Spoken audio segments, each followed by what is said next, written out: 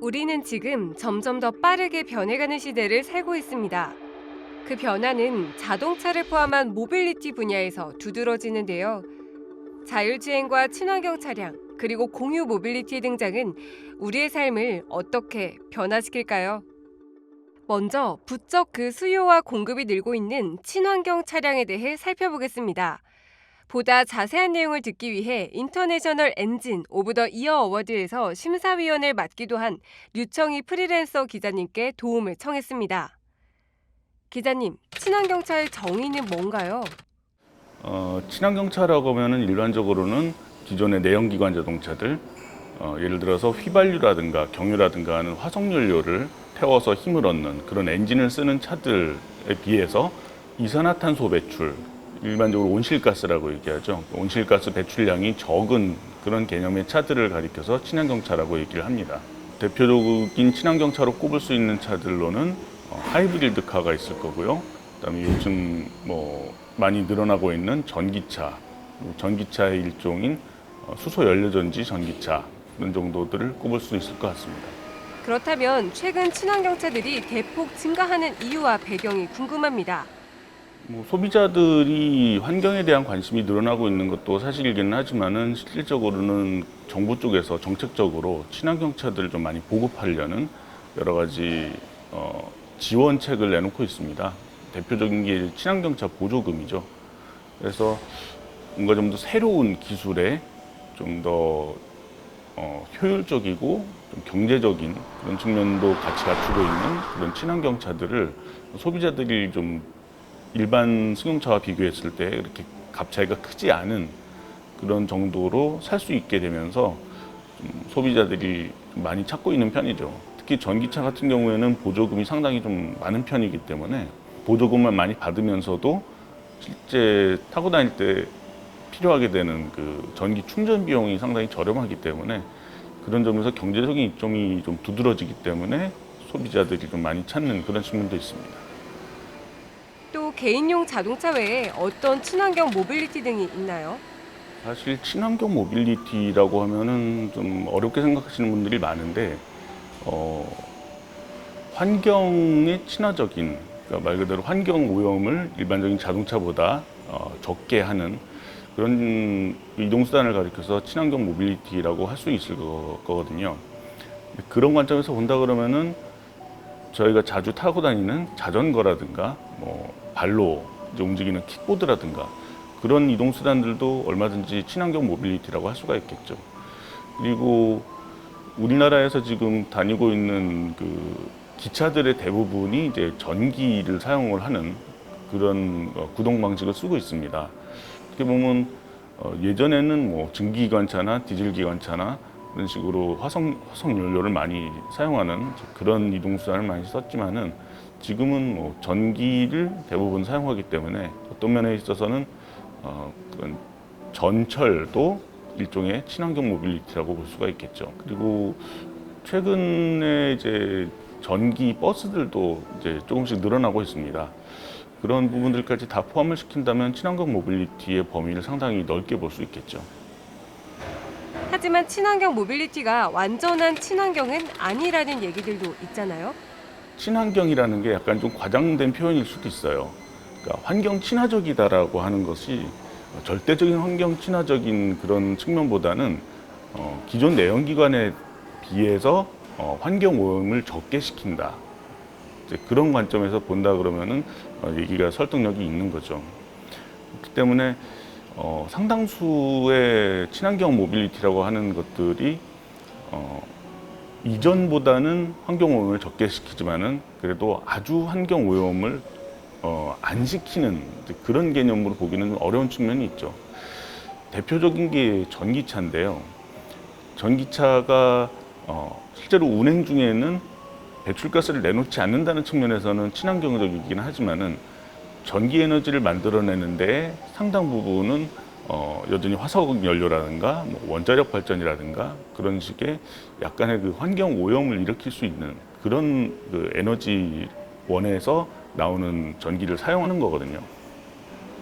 그런 관점에서 본다면은 일반적인 개념의 친환경 모빌리티들 대부분이 어느 정도까지는 환경 오염은 시킨다고 할 수가 있죠.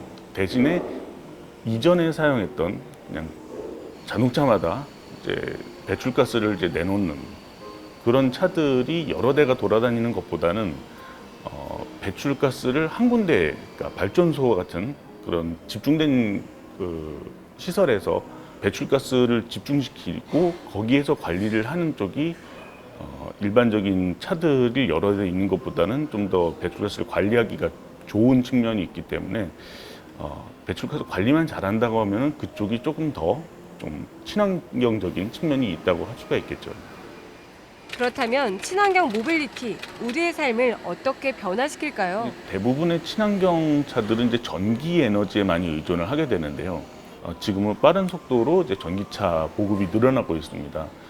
전기차 같은 경우에는 기존의 내연기관을 사용하는 자동차를 쓸 때하고는 에너지를 공급받는 그런 방식이 완전히 다르거든요. 그런 측면에 있어서는 이전의 사용 방식하고 전기차의 사용 방식하고는 다른 측면이 많이 있습니다. 그런 부분들이 자동차를 사용하는 그런 방식이나 그런 부분에 있어서 좀 많은 변화를 가져올 거고요. 실제로 전기차 같은 경우에는 충전할 때 많은 그 전기 에너지를 필요로 하기 때문에 한꺼번에 많은 차들이 전기를 충전하게 되면은 좀 또 문제가 생길 수 있는 그런 부분들도 있습니다. 근데 그런 부분들을 고려를 해서 좀 더 효율적으로 전기차를 충전하고 사용할 수 있는 그런 패턴으로 자동차를 사용하도록 좀 많은 변화가 이루어지겠죠. 이어서 자동차 메이커들이 경쟁적으로 내세우는 첨단 운전자 보조 장치, 더 나아가 자율주행과 관련해서 살펴보겠습니다.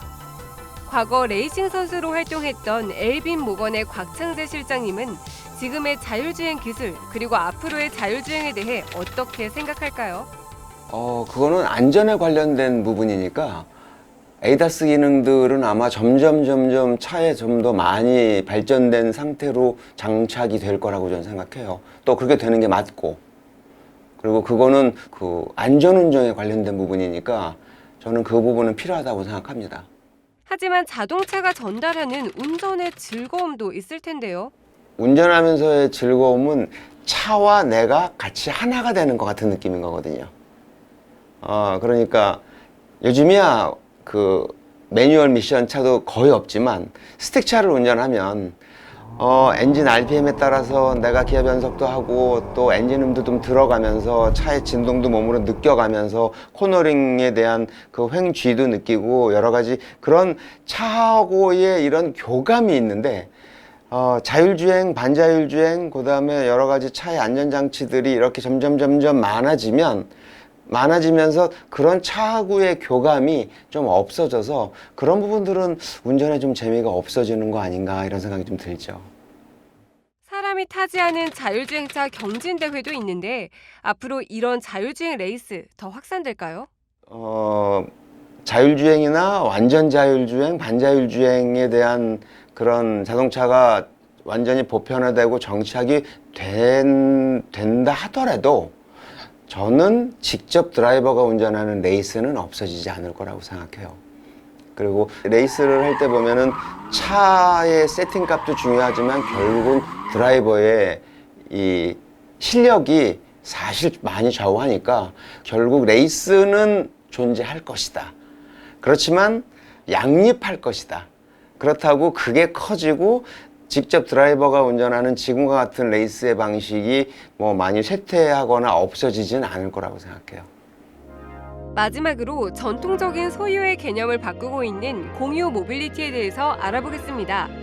쏘카나 우버 등 자동차에서뿐 아니라 자전거와 킥보드까지 공유 모빌리티는 현재 우리의 삶에 가깝게 위치하고 있습니다.